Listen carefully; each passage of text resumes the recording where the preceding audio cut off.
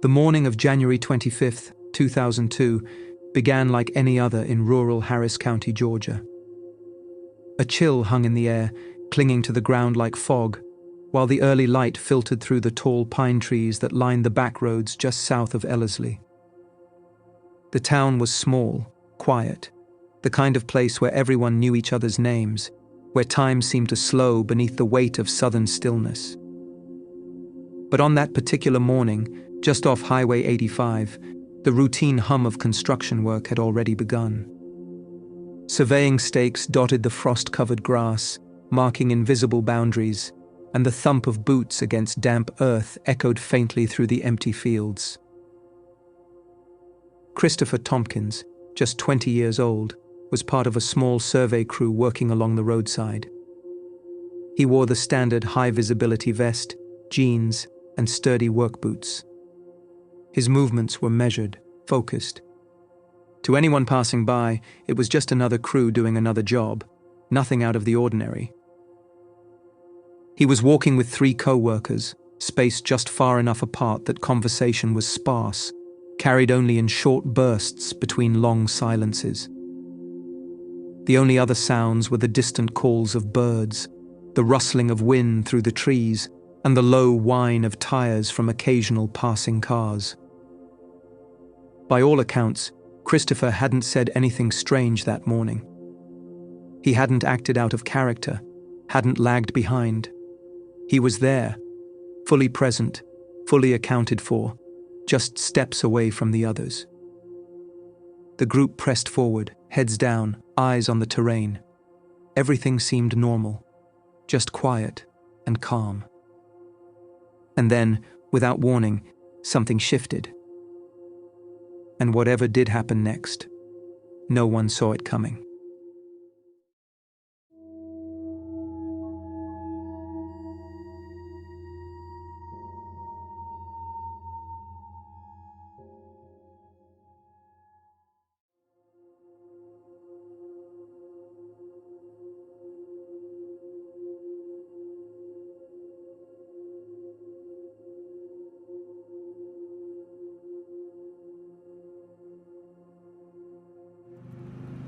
The Georgia morning remained cool and motionless, the air still thick with winter silence. Traffic passed occasionally along the 2-lane stretch of Highway 85, the tires of distant vehicles creating a soft, whispering hum that came and went like the wind. The crew of 4 men, all dressed in bright reflective vests, moved slowly along the edge of the road, marking property lines and measuring distances, surrounded by a vast spread of open field on one side and a thin barbed wire fence separating them from a tree line on the other.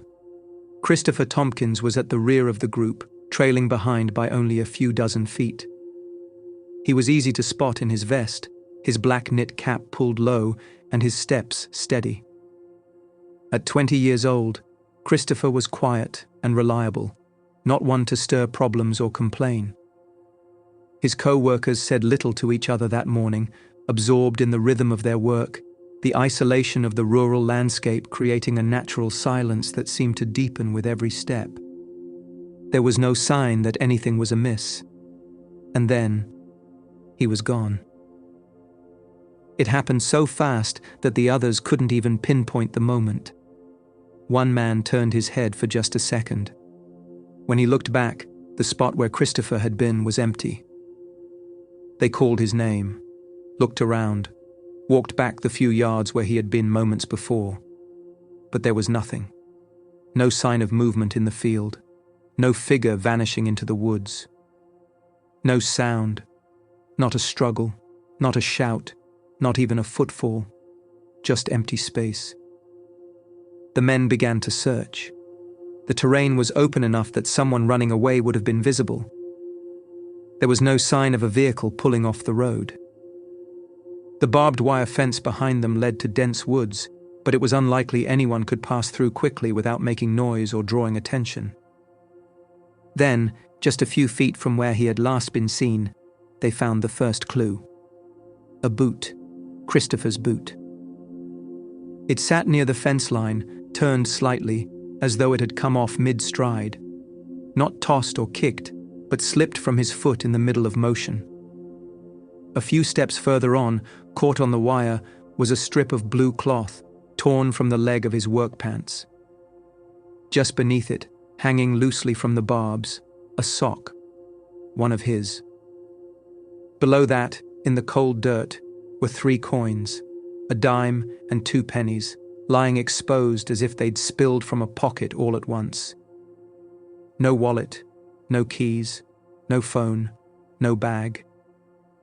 His tools, the ones he'd been using just minutes earlier, were found nearby on the ground, untouched, as if he'd simply dropped everything and vanished into thin air. There were no signs of a struggle, no tracks, no drag marks through the grass, just the strange scattering of objects left behind in a quiet field with no answers. The co-workers stayed at the scene. Time passed, and the sun began to slip lower in the sky. Eventually, the site was cleared. But Christopher's family wasn't informed for several hours.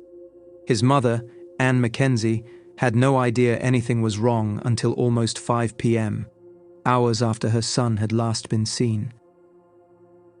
She had been at work all day, taking care of children for the very family who ran the surveying business. No one had said a word until the end of the day, when they finally told her they couldn't find Chris. By the time she reached the area, it was already growing dark. The next morning, Anne returned with friends and family. Together, they combed through the woods, the brush, and the nearby swampy lowland beyond the fence. They searched every hollow, every gully, every patch of tangled undergrowth. They expected to find something, anything, that could explain what had happened. But there was nothing. The area was still, undisturbed. Only that single boot and the fabric on the fence remained. The coins had been collected. The field was silent again, as though the earth had closed itself around the mystery and swallowed every trace. Sheriff's deputies were called in. The Harris County Sheriff's Office arrived and took the case seriously from the outset. Search dogs were brought in, their noses pressed to the frozen grass. For a moment, they caught something, a scent. The dogs followed it along the fence line, then into the edge of the woods. And then, without warning, the trail ended. Dead. Cold. Gone. The dogs stood in place, confused, circling in an area where there should have been more to follow. But there was nothing. No trace of Christopher's path. No indication of where he might have gone. The ground gave no clue. The trees held no answer. He had simply vanished. Search teams expanded their perimeter. Law enforcement canvassed the roadside and neighboring properties. Volunteers moved in long lines through the field, eyes low to the ground, combing inch by inch for any sign of what had happened.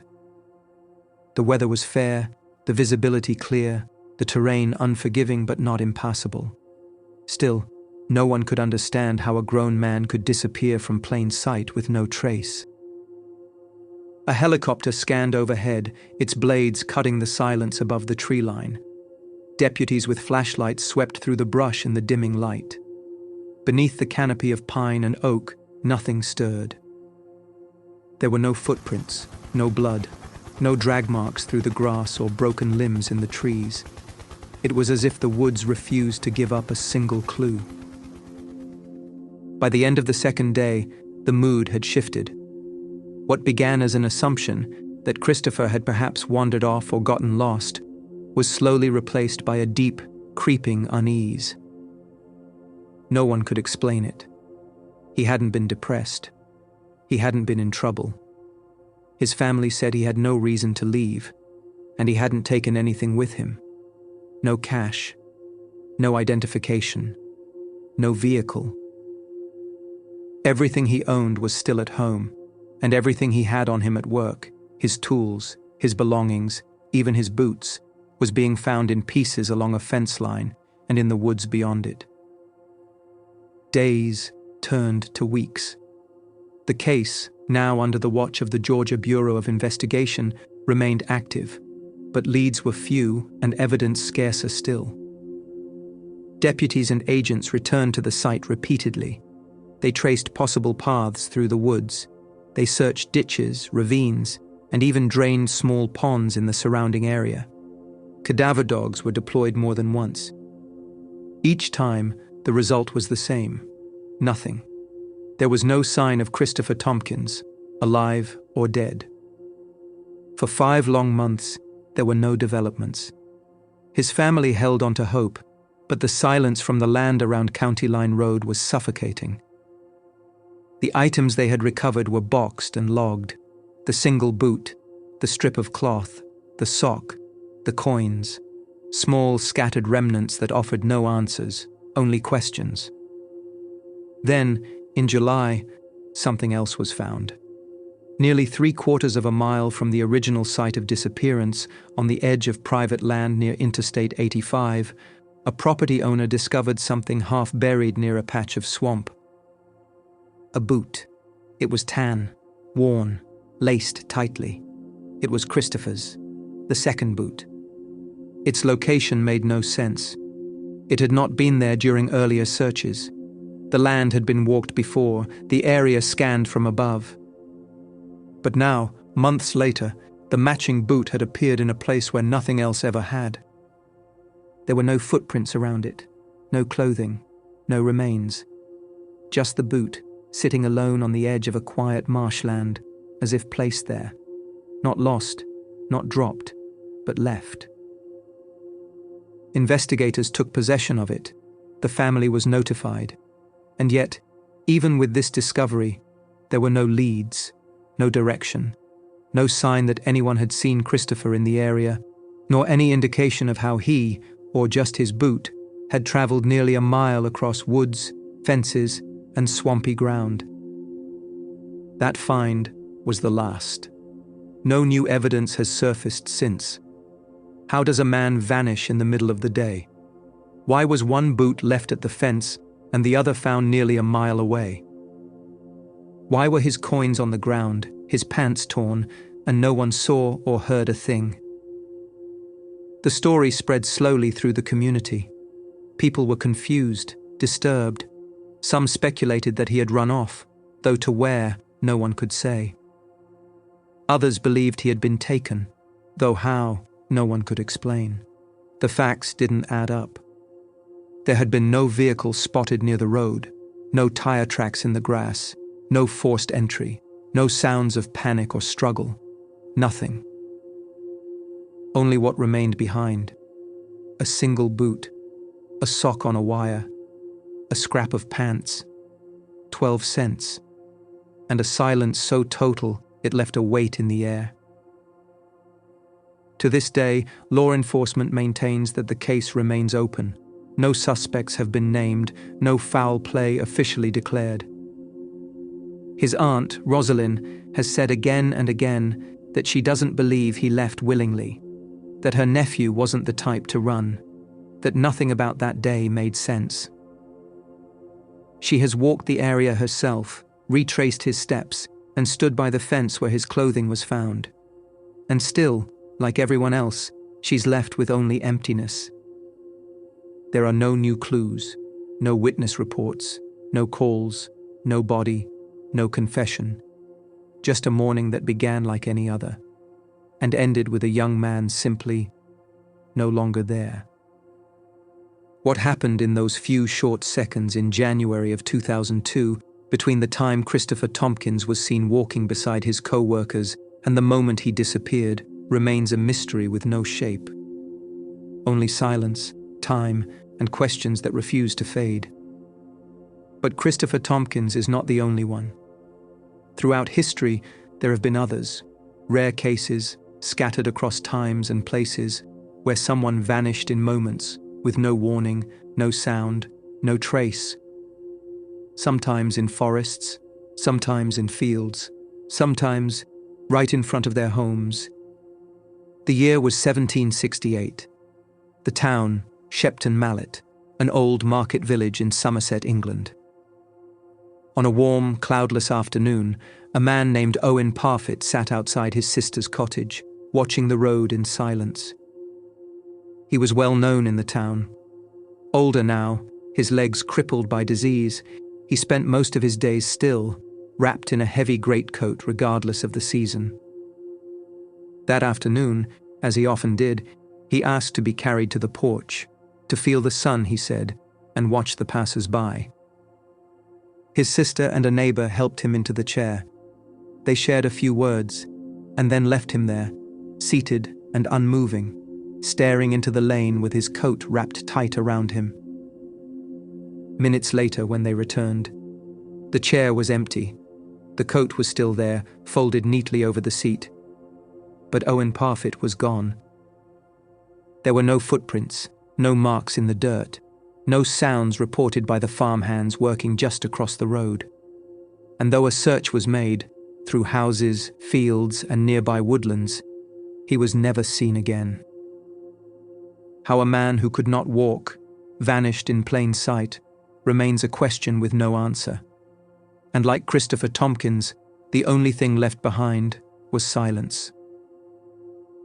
But Christopher Tompkins didn't just vanish.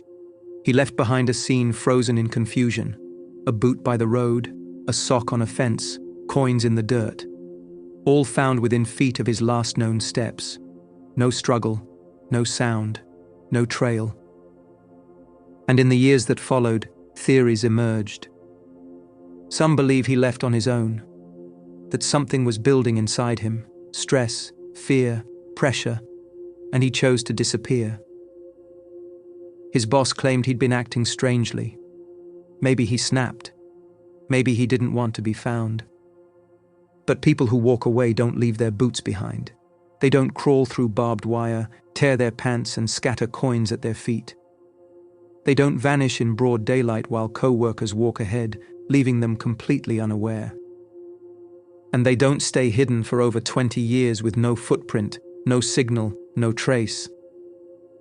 Others suggest he was taken by something wild, a predator, something fast and silent, capable of dragging him into the trees before he could scream. But predators leave chaos, blood, tracks, drag marks, claw marks, something at least. Christopher's gear was still there. The ground was undisturbed. His scent, followed briefly by search dogs, ended abruptly past the fence. Nature does not erase a person without any signs. Some believe that others know what happened, that something went wrong, an argument, an accident maybe, and that a decision was made to cover it up. The timeline is strange. The crew didn't call his mother for hours. She was working for their boss's wife that day, just a phone call away. They said he'd been acting weird. They said he just vanished. And maybe he did. Or maybe the story was shaped carefully, controlled. Some even suggest an outsider grabbed him, but no one saw a car. No one heard a thing. So if it wasn't a stranger, who was left? Then there's the theory no one wants to say out loud, that this wasn't anything we understand. There are others like it, rare cases, sudden vanishings, one boot left behind, a scent trail that stops cold. People who go missing in seconds in front of others and are never found. Advocates of this idea believe there are places where the rules bend, where someone can step a little too far in the wrong direction and not come back.